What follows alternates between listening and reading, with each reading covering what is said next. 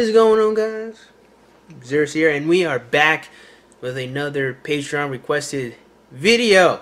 And of course, I am legally obligated to say, if you want your own Patreon requested video, by all means, donate $1 to my Patreon, and I will be legally obligated to make any video you request for you as fast as I can.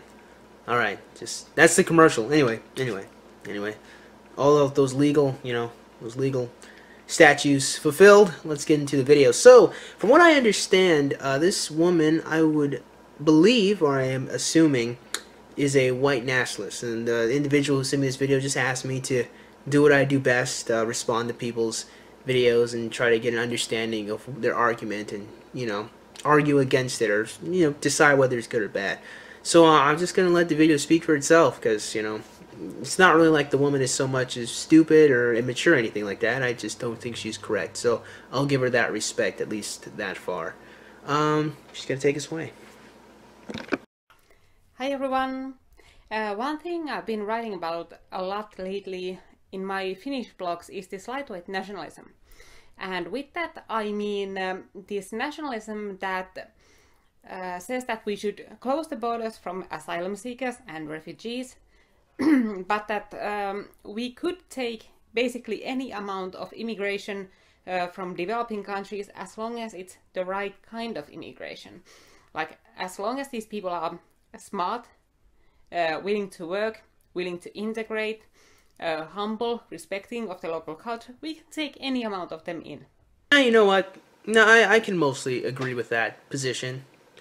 Yeah, I say mostly because I'm leaving room for any counter-argument. I'm leaving room for the fact that I could be wrong and maybe there's a side of this I'm not seeing.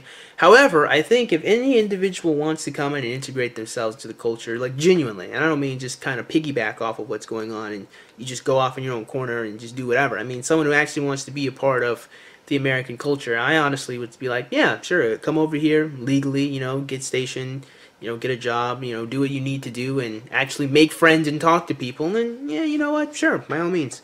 Come on over. I really have no issue with intelligent people coming to my country and making it better. I have all the issues in the world, however, with intelligent people coming to my country, absorbing our resources and then leaving. That kind of sucks because it's like, I mean, come on, dude, like what the fudge? What even is that? But that goes beyond the scope of this video. So, yeah, I mostly agree with that. Continue. And these people, they are very touchy. Like, they don't take criticism too well. Yeah, I guess these people are touchy. I'm not really a nationalist, so I really wouldn't know. And they never explain a few problems with their ideology. First of all, let's say you take in these 50,000 good Africans or good Middle Easterners. And they are all of these good things. How do you guarantee that their kids will be like that too? Well, honestly, that seems to be a problem that would exist regardless of whether someone came from a different nation or was a different race or anything for that matter. I mean, like, you really can't control how your child is going to turn out either which way, especially if you're like a really strict parent. I mean, usually a lot of really strict upbringing oftentimes brings about a pretty rebellious and self-destructive individual. It's not exactly a science, but it does seem to be a consistent theme with people who grew up with really strict parents or really strict religious environments. That said, I mean, you can't really control how a child is going to end up becoming. So that exists independent of whether or not someone came from another nation or not. That's just kind of raising a person, just in general. How do you guarantee that their kids won't be like gang members? Second of all, how do you escape the demographics? Because if you take these people in, say they tend to breed much faster than we do, so at some point there will be more of them than there are of us. So that's another problem. Well, that is indeed, of course, under the assumption that these people will breed faster and more often than you do. But considering the fact that you're a woman, you kind of have the highest stake and most control over whether or not white people reproduce. I mean, you're a woman. I don't really think I need to explain the rationale behind that commentary. If I do, I'll do it in the comment section, but I think it's pretty common sense as to why women are kind of the most important factor in the whole saving the white race thing. And the third issue, of course, is that how do you avoid the racial issues that you can see in the US? Because these lightweight nationalists, they like to believe that all problems with this immigration we have are caused by culture or religion. So that if there are no cultural or religious differences, then there won't be any problems. You know, like, in certain regards of how society is structured and functions from from a purely societal standpoint, as in, you know, you do your job, I do my job, we talk to each other as we walk by on our way to work kind of way. I mean, yeah, sure, that's all well and good and helpful. But I mean, in terms of actual interpersonal relationships, I mean, people are a lot more complex than we usually give individuals credit for. And sure, certainly, I mean, two Christians you would imagine would ultimately agree with each other. Certainly in terms of, you know, whether Jesus Christ died and rose again on the third day. And even then, you'll find Christians who don't think that's a thing, which is rather confusing to me, to be completely honest. But the greater point is, even people who supposedly share similar ideologies, or are at least supposed to, can still end up hating and disagreeing with each other and not liking the person that they have to spend time with. It's entirely possible. I mean, simple traits as just being the same race doesn't guarantee that anyone will like the other person any more than they would someone of a different race. Which is, I think, is probably one of the silliest things I find about white nationalism. One of the silliest things. I mean, there are a lot of silly things, but that's one of them. Like, the assumption that simply being of the same race as another person would somehow, in some way, automatically or even greatly increase the chances that you'll like the person or you're willing to work well with them. I mean, it really doesn't work that way. It really doesn't work that seamless. I mean, people of the same race can certainly despise each other to an incredible degree. I really just don't understand how you can come to the conclusion that simple racial homogeny is enough to guarantee, or it's even enough to say that for the most part that these people are going to like each other and work well together. It seems to me that, honestly, yeah, people working together, like the same culture and the same ideas in mind usually tend to be of like, people of like minds usually tend to be the individuals who get along the best and work together the best. That's what it seems like to me, at the very least. It doesn't really seem like simply sharing the same skin tone as someone is enough to make them like you and want to work with you. But we only need to look at the USA to see that it doesn't work like that. Those are people who have all been born in the same country. Their parents and grandparents were born in that same country. Still, they don't get along. Yeah, but I mean, that's to be expected. I mean, you can take two siblings, like me and my older sister. I mean, we weren't just born in the same country. We were born from the same two people. And even we don't get along that often anymore. And even we have two different... Interestingly enough, you know, my sister is more liberal. I'm more whatever fucking works. And if that means I have a conservative point of view, then that means that I have a conservative point of view. And if I come off conservative or Republican to her, then she will vehemently disagree. Even though I personally don't give a fuck about political parties. I just say the shit that makes sense. The fact remains, though, the point is, two people of the same race, born from the same two parents, can end up disliking each other, or not agreeing with each other, or not working well with each other. So, I mean, I don't really understand. I mean, that's just the personal experience of me and my siblings. Let's take this to people in the same city. You can have two black people who grew up on two different sides of town, west side, you know, north side, east side, whatever, and fucking hate each other. Now, this doesn't really make any sense, because, one, you can't really choose, you know, what street you live on as a kid. You really got no control over that. But despite the fact that, you know, you'll have niggas fighting on the north side and the south side and the east side fighting each other because of the street they grew up in, they're still the same race. But you'll find that they don't fucking like each other. Just for, honestly, a pretty fucking stupid and arbitrary reason, but they don't like each other nonetheless. I mean, simply being of the same race has not guaranteed that these people will work well together or work together at all. But interestingly enough, growing up on the same street does. It seems having the same mindset that living on one side of the street will homogenize and bring people together versus being the same skin tone. And interestingly enough, I mean, most of the crime that happens, you know, or most of the crime that some black people commit are against black people, usually. It's really strange how that works, honestly. Well, it's not really strange, but it's really sad. I think that's the best word to use there. United States is a very segregated country. There is a lot of hate crime. There is a lot of tension between these groups. And yeah, but a lot of the tension between racial groups in America is mostly contrived. And what I mean by that is you mostly have organizations or people specifically trying to find reasons to be upset versus people having a legitimate anger or angst against another race. Black Lives Matter, for instance. Excuse me. I mean, they take an issue that is actually more just societal-wide and just an issue with the police in general, and they take it and make it seem like the police are racist and they are only targeting black people, when really the bullshit that the police do targets everyone. And it's a legitimate problem that should be addressed and should be focused on, but when you narrow it down to one area, you apply solutions that are not conducive to fixing the actual issue here. And that's why I don't like Black Lives Matter, and why... Yeah, another video for another time. The point that I'm making is that, yeah, it's true. Are there racial groups that dislike each other? Yeah, certainly. Again, white nationalists just seem to think that black people just aren't that fucking smart, and it doesn't really matter what they do about it. They're just kind of stuck being low IQ motherfuckers that just kind of steal shit and fuck around, I guess. I mean, white nationalists don't really have the highest opinion of niggas. I mean, they really don't. I mean, but that's because they want to have a problem with black people. I mean, if these white nationalists really like hung out and spent time with other nice, well-to-do black people who were just, you know, trying to live their lives, they would probably get a different opinion. Well, you could hope that they'd get a different opinion versus them only focusing on the gangbangers and the drug dealers and the drug addicts of the black community. I mean, there are a lot of fantastic black people that just try to live their lives, but you don't see white nationalists talking about them in any favorable way, so... Again, because it's contrived. They're trying to create a problem. They're trying to paint an image of white versus black when really, you've mostly just have people just trying to get shit done, you know? That's usually how it is. And guess what? Most black people will go up to a white cashier and give them the money and go about their lives. Most people aren't ever really going to go up to a cashier and say, oh, wait a minute, is that a nigger? Is that a nigger? I cannot work at Kentucky Fried Chicken. I can't even go to Popeyes anymore. I mean, seriously, most people aren't fucking like that.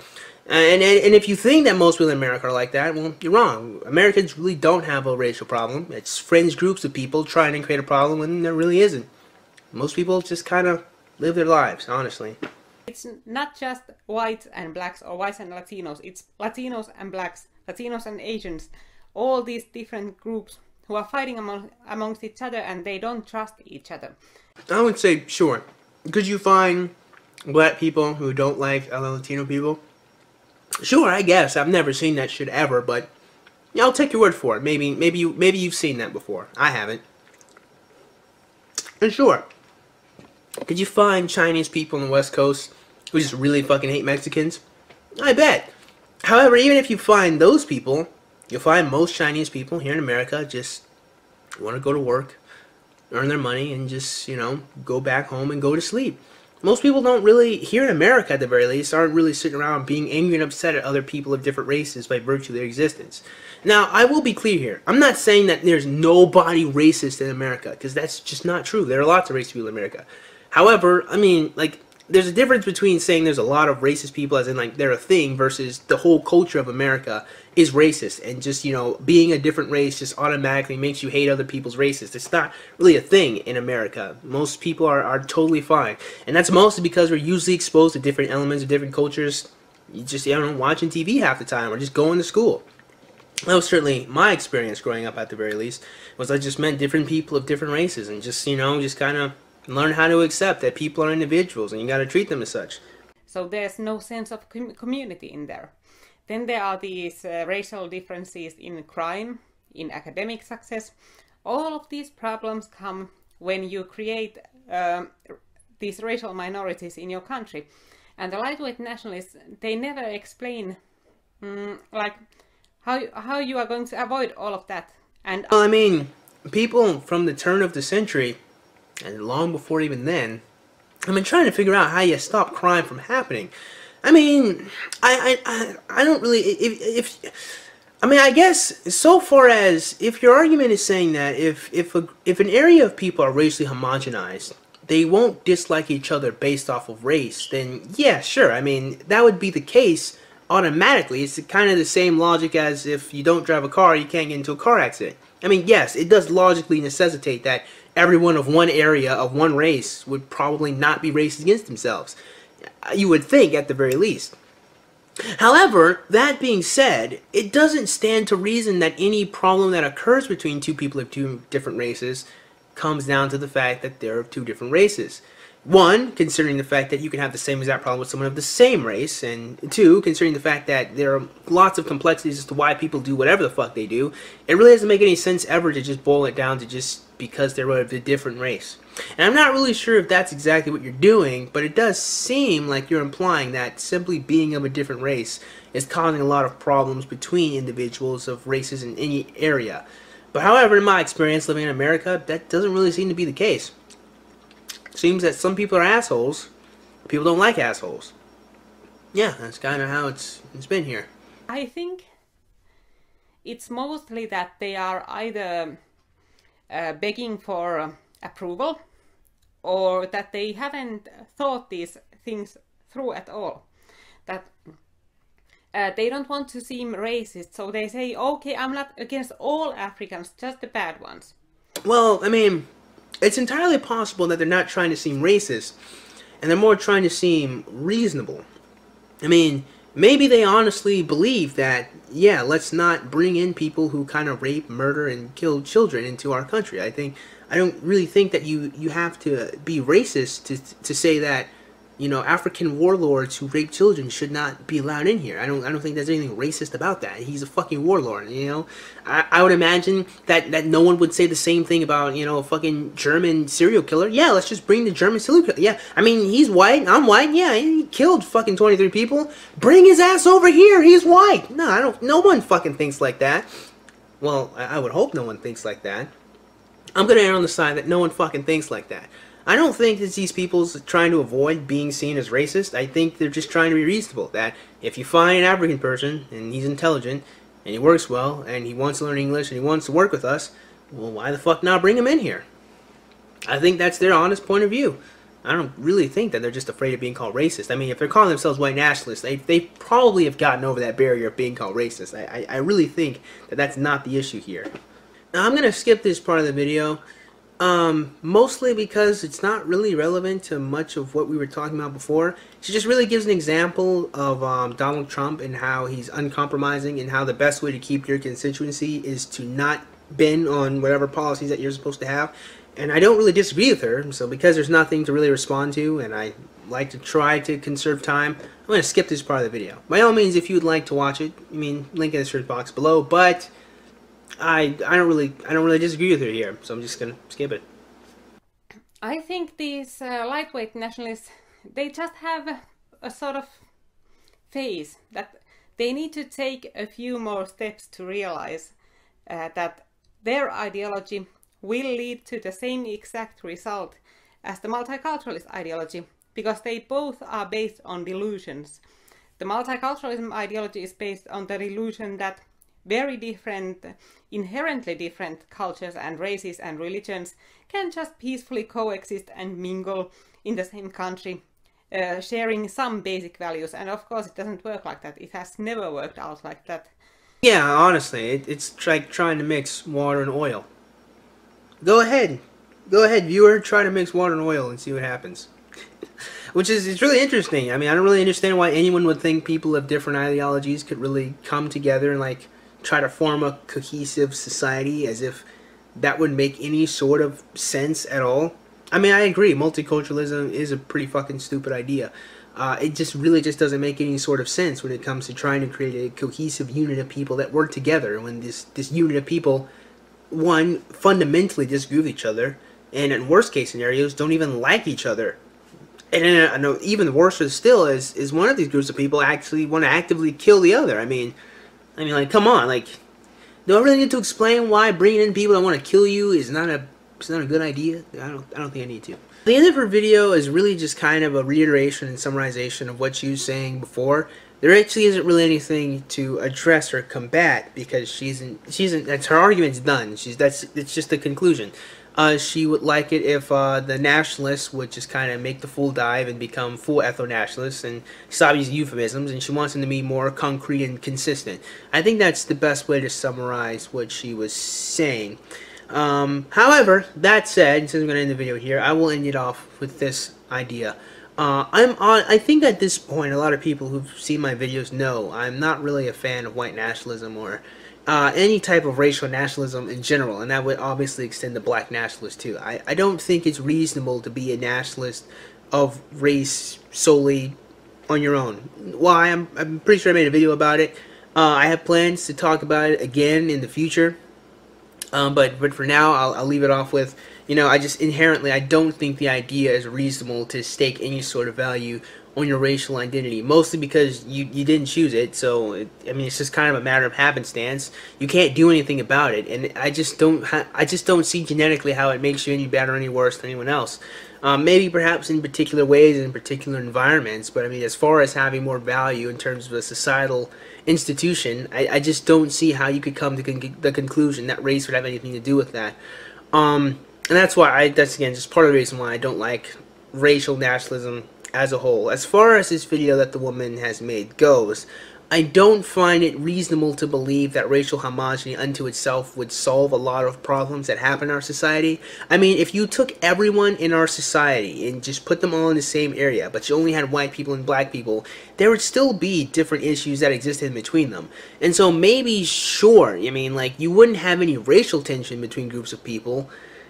Again, in the same way, you wouldn't have any car accidents without cars. I mean, yes, as a matter of happenstance that would occur, but I mean, is that really any solution towards fixing any problem ever? Would you really think it's best to avoid car accidents by just not driving cars?